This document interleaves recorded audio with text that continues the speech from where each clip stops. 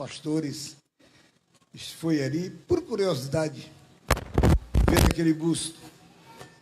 E ali chegando, tinha uma senhora de idade acendendo uma vela no pé do busto. E ele disse: minha senhora, esse homem não é santo, não é papa, não é padre. Ela disse: eu não quero nem saber. Eu pedi uma graça a ele, ele me respondeu, eu estou pagando a minha promessa. Então, meus irmãos, pelo menos em São Luís do Curu, eu faço milagre, viu? Queridos, eu quero agradecer penhoradamente a compreensão dos irmãos. Eu deveria ter estado com vocês aqui. Parece que estava tudo no calendário de Deus. Além daquele compromisso sério que eu te falei, morreu a mãe do meu genro, e aí complicou mais ainda a história. Mas muito obrigado, minhas irmãs, por transferirem esta data tão importante para todos nós. E eu me considero, irmãos, abençoado por Deus de todas vocês. A Marta já acabou aqui com os homens, já disse que nós somos feitos de barro, e disse que as mulheres é que são fortes, elas que são... Eu não sei como é que é isso aí, viu? A minha esposa, irmã Wanda, com quem nos casamos, e neste ano nós completamos 65 anos de casamento. Glória a Deus. Isto é um bom exemplo para os mais novos, que existem casais felizes, unidos por Deus, servindo ao Senhor e aguardando a volta de Jesus. Aleluia. Bem, meus irmãos, círculo de oração. A Marta falou-nos aqui sobre as N atividades que as mulheres podem exercer na igreja. Irmãos, mas eu não posso me esquecer, quando me aproximei, tive conhecimento com o pastor Yong Show, ele me convidou para pregar na igreja dele lá em Yoido, na Coreia. E ele então me contou como foi a chamada dele para o ministério. E ele me disse: estava orando e Deus me mandou evangelizar. E ele então disse para Deus: Senhor, e eu vou com quem? E o Senhor disse: vai com as mulheres. E ele disse: Senhor, mas as mulheres na Coreia, elas são criaturas de segunda categoria. Diante da civilidade do coreano, as mulheres são mais fracas. E o Senhor disse: Show, você está lembrado, Show? Quem me trouxe ao mundo? Foi uma mulher. Show, e a você? Quem me trouxe ao mundo? Foi uma mulher. Quem te amamentou? Foi uma mulher. Show, no meu ministério, Show, as mulheres sustentavam a mim e os meus companheiros. Está escrito lá no capítulo 8 de Lucas. As mulheres, com as suas fazendas, sustentavam os discípulos e a Jesus. E ele perguntou mais para o Show: Show, me diga uma coisa, Show, você acompanhou direitinho, leu na Bíblia? Quando eu estava sendo crucificado, quem estava ali juntinho da cruz? Eram as mulheres. Show, quando eu ressuscitei, a primeira mensagem que eu mandei para os homens, eu mandei por quem, Show? Pelas mulheres. Então, Show, vai que as mulheres te serão boa companhia para ganhar almas para Jesus. Minhas irmãs, eu me recordo, ainda muito jovem, já em São Paulo, eu congregava em uma pequena congregação, na Casa Verde Alta, e o nosso dirigente, ele trabalhava numa emissora de rádio, ele foi transferido para o turno da noite, e não tinha quem dirigisse os cultos ali.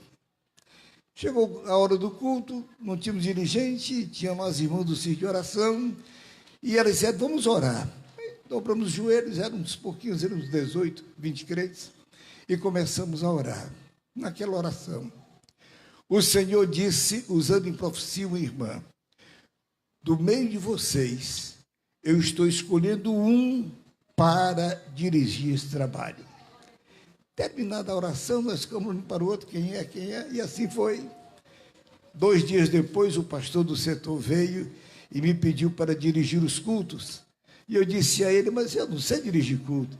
Disse, irmão Zé Velho, olha, cante os hinos com os irmãos, lê um texto da Bíblia, se quiser falar alguma coisa, mande um irmão pregar, uma irmã, levante a oferta, ora e pode terminar o culto. Eu disse, bem, se é só isso, eu vou fazer. E eu comecei a fazer naquele dia. Já se passaram 60 anos que eu estou dizendo que Jesus Cristo salva, que Jesus Cristo cura, que Jesus Cristo batiza com o Espírito Santo e que muito breve voltará para buscar a sua amada igreja. Minhas irmãs, eu sempre considerei, e com muito respeito ao trabalho que as mulheres exercem na igreja do Senhor. Mesmo porque, na minha família, eu tenho 2 filhas e a minha esposa, não é? A Marta, como vocês sabem, trabalha com as crianças. Aliás, agora, no dia 15 de setembro, ela faz anualmente o encontro com crianças, e ela reuniu lá no nosso templo mais de 15 mil crianças. Foi uma festa muito bonita. E o importante não foi o número de crianças, mas aquilo que o Espírito Santo fez naquela reunião. Crianças sendo batizadas com o Espírito Santo, Jesus salvando crianças, um trabalho maravilhoso, a honra e glória para o nome do Senhor. Eu tenho uma outra filha que trabalha com os adolescentes da igreja, e a irmã Wanda com o círculo de oração. E graças a Deus, e os filhos estão ganhando almas para Jesus. Eu agradeço ao meu Senhor todo dia, porque Ele me deu 14 netos, 12 bisnetos, e eu posso dizer como Samuel, eu e minha casa serviremos ao Senhor. Vejo com alegria, há poucos dias, o bisneto mais velho foi batizado nas águas, lá em Campinas, né? Pois bem, eu fiquei feliz vendo a 3ª geração na igreja servindo ao Senhor Jesus. Minhas irmãs mães, vocês têm filhos, não se cansem em educá-los, não se cansem em amá-los, ensiná-los a servir ao Senhor Jesus. Lembre-se sempre, a semente que você planta hoje no coração da criança, ela vai com certeza nascer. O tempo é de Deus, o orvalho vem do céu, e o fruto o Senhor fará nascer, porque Ele é poderoso. Minhas irmãs, eu queria lembrar a vocês o que escrito está no capítulo, no livro de 1 Reis, capítulo de número 17. Eu queria lembrar às irmãs a história de uma mulher. Vocês leem a Bíblia, sabem que do Gênesis, irmãos, até o último livro da Bíblia, a Bíblia é permeada de mulheres que serviram ao Senhor. É bem verdade que não são todas. Tem algumas que a Bíblia reprova de maneira muito séria o comportamento de tais. Mas eu louvo a Deus por aquelas santas mulheres que dedicaram suas vidas ao Senhor e deixaram com o legado do seu testemunho exemplos maravilhosos para serem seguidos. Capítulo 17, do primeiro livro dos Reis, aqui a história de uma mulher. Então veio a ele a palavra, versículo 8. Então veio a ele a palavra do Senhor, dizendo: levanta-te e vai a Sarepta, que é de Sidom, e habita ali. E eis que eu ordenei ali uma mulher viúva que te sustente. Amém. Minhas irmãs, eu bem sei que estou me reportando a um auditório que conhece Bíblia. Eu sei que vocês leem a Bíblia. O pastor, que aqui está com muito zelo, ensina aos irmãos a como servir a Deus irmãos, tirando textos bíblicos, ensinamentos preciosos. Porém, a Bíblia, amados, é um livro tão bonito e de uma inspiração tão grande que tudo quanto se lê na Bíblia, na primeira vista entende-se assim, você lê a segunda vez, a terceira, o Espírito Santo vai abrindo os nossos olhos e a nossa mente, e as palavras vão saltando do livro e enchendo a nossa mente, e vai para o coração, e faz um trabalho maravilhoso na nossa vida. É bom ler a Bíblia. Nos conta o escritor do livro, do primeiro livro e do segundo livro dos Reis, um momento crítico na vida de Israel. Israel havia tido um líder e Deus permitiu que aquele homem chegasse ao reinado, ao governo. Mas ele se distanciou de Deus e precipitadamente casou-se com uma mulher que também não era da sua linhagem. E aquela senhora também tinha um comportamento reprovado por Deus. E eu sempre digo que Acabe mais Jezabel compôs um dos casais mais detestáveis da Bíblia. Foi, na verdade, uma mulher usada pelo inimigo para trazer transtornos no reino do Senhor na terra, no meio do povo de Deus.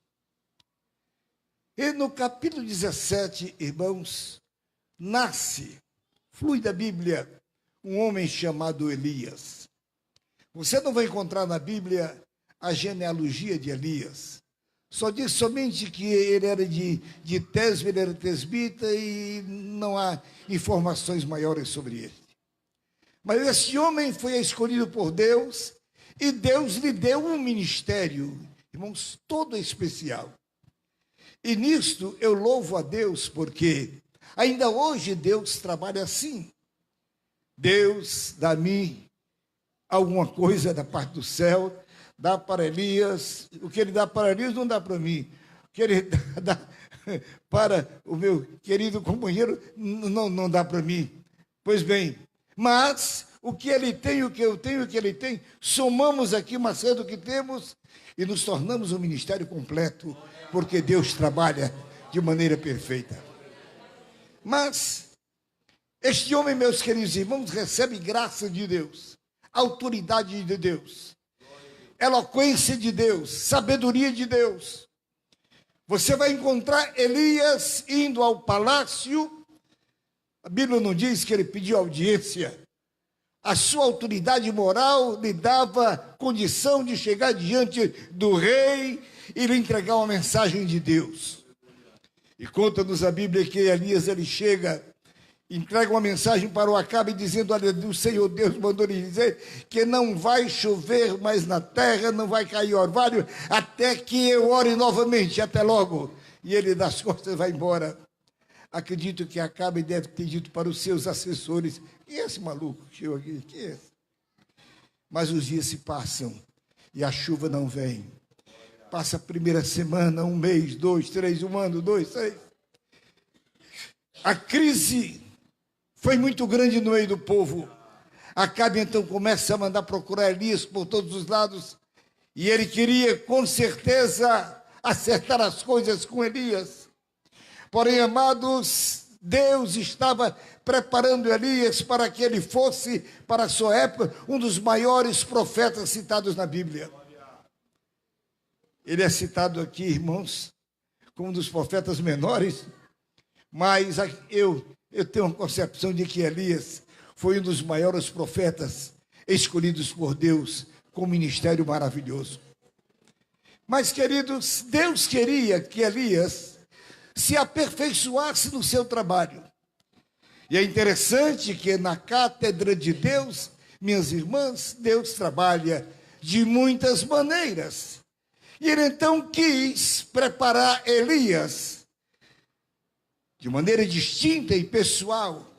Ele manda Elias ficar lá junto a um pequeno córrego, por assim dizer, ali um pequeno riozinho, um riachozinho, em Querite. E disse para ele: olha, você, Elias, vai beber água deste córrego e eu vou mandar corvos trazer para você comida, carne e pão, pela manhã e à noite. A tradução diz à noite, outras dizem que não é, mas a original diz à noite. E eu fiquei pensando, irmãos, como Deus trabalha até, irmãos, na orientação das aves. Eu não sei se aqui em Guararapes o urubu voa à noite. Voa, irmãs? Parece que não, né? Mas quando está a serviço de Deus, ele voa. Quando Deus manda, ele voa. Mas Deus queria, irmãos, o que com Elias? Eu entendo que Deus queria que Elias compreendesse e assumisse diante de Deus que ele tinha sua vida entregue nas mãos de Deus para viver inteiramente na dependência de Deus. Meus queridos companheiros, obreiros, pastores, o obreiro que não aprendeu a viver na dependência de Deus precisa começar tudo de novo no seu ministério. Porque enquanto nós não cremos que Deus é tudo em nós, alguma coisa está faltando na nossa vida. Minhas irmãs do Círculo de Oração, a mesma exigência para você. Entregue a sua vida e confie inteiramente no Senhor. Dependa dele, sim. E entenda disto. Você vive, as crianças cantaram, porque ele vive. Nós vivemos porque o ar que respiramos, a vida que temos, o calor do sol, a chuva, enfim, tudo depende dele. E nós somos dele, e estamos aqui para ele, e iremos para o céu com ele, viver eternamente. Bendito seja o nome do Senhor. Elias fica ali, irmãos, e aprende a lição. Deus mandou e ele fica ali, sendo cuidado pelo corvo, e bebendo água do pequeno córrego, e diz a Bíblia que o riachozinho secou. Mas como ele havia entregue a sua vida nas mãos de Deus, como ele entendia que estava ali por ordem de Deus, ele disse: bem, se Deus mandou, ele tem uma segunda oportunidade. Ele vai me dizer o que é que eu vou fazer agora? Às vezes, meus irmãos, Deus nos prova para que eu e você tenhamos a sabedoria de esperarmos inteiramente na direção de Deus. Se a sua vida até aqui está na direção de Deus, por favor, não se descuide. Ele mandou o Espírito Santo, Paráclito do céu, o diretor para a sua vida, para dirigir os seus passos, os passos da sua vida, da sua família, de todos aqueles que estão em volta de você e que dependem de você. Elias ali estava, irmãos. O córrego secou, veio o Senhor e disse: Elias, foi o texto que queremos, Elias, olha, e aqui eu tenho pensado muito, olha, meus queridos irmãos, meus companheiros aqui são grandes pregadores, são teólogos, mas eu ainda não encontrei na minha Bíblia, porque o Senhor disse assim para Elias: Elias, vai a Sarepta, que é de Sidom, e ali, habita ali, eis que eu ordenei ali uma viúva que te sustente. O que foi que Deus disse para aquela viúva? Que está escrito: eu ordenei que ela te sustente. A Bíblia omite, mas nos dá a ocasião para que a mente da gente possa procurar a compreender de maneira mais profunda. Irmãos, Deus tinha naquela mulher viúva um instrumento a ser usado por ele para não só dar vida a Elias, mas para que milagres pudessem acontecer. E muitas gerações após, nós estamos aqui há mais de 3.000 anos, estamos falando aqui no milagre acontecido das mãos desta mulher. E quem era esta mulher? A Bíblia não diz o nome, não diz a sua filiação, olha, só diz que era uma mulher viúva, e é esta a identidade que nós temos. Mas, minhas irmãs, uma mulher viúva nas mãos do Senhor Jesus pode fazer uma grande obra. Aleluia. Aleluia.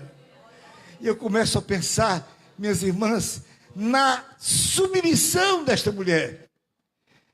Esta mulher, ela tinha os seus tímpanos aguçados e ela não teve nenhuma dúvida com relação à ordem de Deus. Porque, minhas irmãs, nós vivemos num mundo com muito barulho, tem voz aí de todo jeito. Mas você está num culto, mesmo um culto muito alegre. Muita gente falando em língua estranha. Mas quando Jesus usa alguém em profecia, quando a profecia é de Deus, nós conhecemos. O coração arde. Aleluia. O coração arde. Esta mulher, minhas irmãs, compreendemos nós, que ela vivia na submissão a Deus. Deus falou, foi Ele que disse, que eu vou sustentar um homem, eu não sei quem é, mas Ele mandou. Aleluia. Glória a Deus. Ah, meus queridos irmãos, esta pobre mulher está lá cuidando da sua casa, e eu começo a mexer um pouquinho na vida desta mulher e começo a descobrir coisas que me deixam tanto perplexo, porque entendo na crise que havia. Uma mulher viúva, não diz que ela era rica nem era fazendeira, e parece que pelo ato dela, ela devia ser uma mulher muito pobre também. Haja vista que a alimentação que ela tinha em casa já estava findando. Tudo nos faz crer que era uma mulher pobre, estava ali, irmã, ela estava debaixo na submissão de Deus, da ordem de Deus, mas em casa ela entendeu que, embora tendo água, embora tendo um pouquinho de azeite, embora tendo um pouquinho de farinha, mas faltava lenha. Porque ela queria que o fogo na sua casa jamais se apagasse. Aleluia. Glorificado seja o Senhor. Minhas irmãs, é sempre bom não esquecermos do princípio da nossa fé. É sempre bom ler o livro de Atos dos Apóstolos muitas vezes, para que os primórdios da igreja estejam sempre bem vivo na mente de cada um de nós. Essa igreja, meus queridos irmãos, ela não nasceu lá nas cátedras, ela não nasceu como o resultado de alguns discursos filosóficos, absolutamente não. Essa igreja nasceu lá no cenáculo, debaixo do poder de Deus, debaixo do fogo que veio do céu. A Bíblia diz que os discípulos viram língua como de fogo que passeava sobre a cabeça dos irmãos que ali estavam. Por isto denominaram aquele grupo, e hoje até nós nos chamam de crentes pentecostais. Mas por que pentecostais? Começou lá no cenáculo, o fogo foi aceso ali. Há um conselho lá no Velho Testamento, no livro de Levíticos: olha, o fogo não pode se apagar, deixa o fogo aceso, bendito seja o nome do Senhor. Salomão deixou-nos um conselho registrado e disse: olha, sem lenha o fogo se apaga.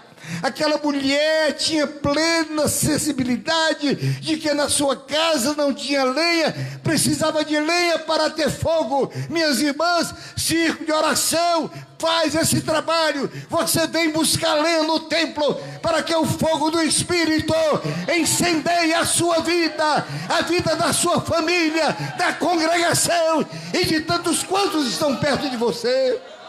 Deve você ser uma crente pentecostal. Aleluia. Glorificado seja o Senhor. Glória a Deus. Minhas irmãs, escute-me. Nós vivemos, eu posso falar um pouquinho mais para vocês, um pouquinho de experiência da minha fé, pois eu aceitei Jesus em 1942. Creio que esse auditório aqui, ninguém de vocês era nascido nessa época. Pois bem, naquela época, os incrédulos nos apelidaram de canelas de fogo. Os crentes eram conhecidos como canelas de fogo, mas por quê? Porque os cultos eram fervorosos, eram ferventes. Os crentes não se amoldavam e não aceitavam um culto sem poder. Eles não adoravam a Deus, minhas irmãs, de uma maneira profissional. Eles adoravam a Deus com o coração ligado, conectado com a glória de Deus. Eram mulheres, irmãos, lá no trono, diante do trono de Deus, orando ao Senhor, e a glória de Deus se manifestando de maneira poderosa. Aquela pobre mulher, minhas irmãs, foi movida pela sua necessidade e pelo seu interesse. Ela vai buscar lenha, está lá apanhando. Alguma tradução diz, neutra, diz que era gravetos, mas ela apanhou ali madeira e estava levando para a sua casa para cuidar, fazer a última refeição para ela e para o seu filho. E quando ela está vindo para casa, encontra-se com Elias. Ela não conhecia Elias, Elias também não conhecia a mulher. Mas, minhas irmãs, o Espírito, diz a Bíblia, que o Espírito testifica com o nosso Espírito. Nós estávamos hoje almoçando ali no restaurante na estrada, e tinha uma jovem senhora estava servindo a gente. Eu olhei para aquela moça, olhei, a Marta olhou para ela, você é crente, está na cara, é crente. Aí a Marta foi perguntando, você é evangélica? E ela disse, graças a Deus. Você serve a Deus aonde? Ela disse, na Assembleia de Deus. Ah, é? E onde era? Eu sou da cidade de tal. Ah, muito bem. Aí a Marta perguntou, o senhor está conhecendo alguém aqui? Ela disse, claro que eu estou, irmão Zé Wélio está aqui, olha aqui, né? Mas minhas irmãs, quando Elias se aproxima daquela mulher, com certeza o Espírito do Senhor lhe revelou, Elias, é esta mulher. É esta mulher. Minhas irmãs, eu não creio que Elias tivesse qualquer decepção. Se ele estivesse esperando uma fazendeira para segurá-lo, para sustentá-lo, eu acredito que não, porque ele estava na dependência de Deus. Se Deus disse que é essa aqui, é essa aqui. Se Deus disse que é esse aqui, é esse aqui. Deus tem um plano certo, Deus não falha, Deus não falta, Deus não chega atrasado, Deus também não se adianta. Bendito seja o nome do Senhor. Aproxima-se da mulher, e Elias era aquele moço inteligente, ele precisava se comunicar com a mulher, ele então abriu a comunicação. A senhora me arranja um pouquinho d'água? Pois não, água eu tenho em casa com abundância, trouxe água para ele. Agora a senhora, dá uma comidinha para mim. Aí disse, opa, espera aí um pouquinho. Olha, eu tenho um pouquinho de farinha e um pouquinho de azeite, vou fazer uma comidinha para mim, para o meu filho comer e morrer de fome, porque não tem mais. Mas o profeta, usado por Deus, disse, olha, a senhora vai lá, faça primeiro para mim, porque assim diz o Senhor, a farinha da panela não vai se acabar, e o azeite da botija não vai se acabar, até que Deus mande chuva sobre a terra. Minhas queridas irmãs, eu entendo o horário, pastor, mas, ouçam-me, aquela mulher tinha uma qualidade especial. Sim, ela estava obedecendo, submissa, obedecendo a orientação de Deus, porque Deus disse para eles, eu ordenei. Ela estava ordenada por Deus para cuidar de alguém, e chega Elias. Mas em que condição? O que ela tinha para oferecer ao profeta?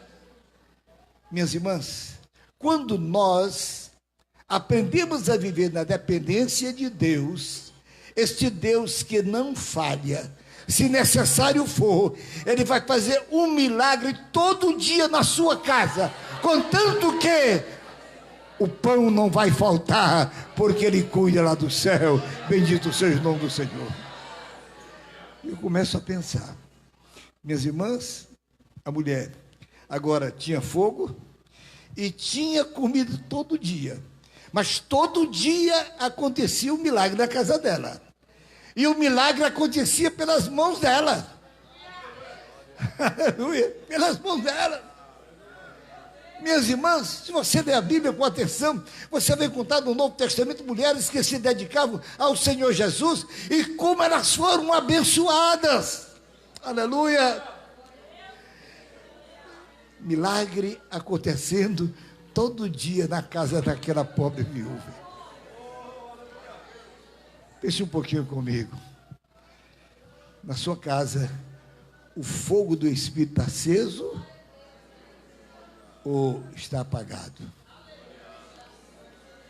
Meus companheiros, eu não posso deixar de lembrar aos senhores que nós, pastores, nós obreiros, que vivemos da dependência de Deus, não somente relacionado às coisas materiais, mas especialmente na unção do Espírito. Lá em casa, na sua casa, na minha casa, nunca substitua o fogo do Espírito pela internet. Por favor, não sabe que nós estamos com uma época interessante. Nós temos crentes que se viciaram no telefonezinho. Não tira esse troço da mão, é um negócio absurdo. É uma coisa absurda. Mas dia e noite ele cutucando daqui para lá, é coisa tremenda. Mas muitos obreiros, ao invés de buscar a Deus em oração, para que o fogo do Espírito venha sobre si, para que quando ele usar o microfone na igreja, a igreja olhe para ele e diga: o pastor está pegando fogo, o pastor está pegando fogo, bendito seja o nome do Senhor, aleluia, glória a Deus. Minhas irmãs, a mulher tinha agora tinha pão também. Deus não vai deixar faltar o pão do céu para você e para a sua família. Ele cuida de cada um de nós. Ele cuida de cada um de nós. É interessante, minhas irmãs, eu começo a pensar na felicidade desta mulher. Vocês já pensaram?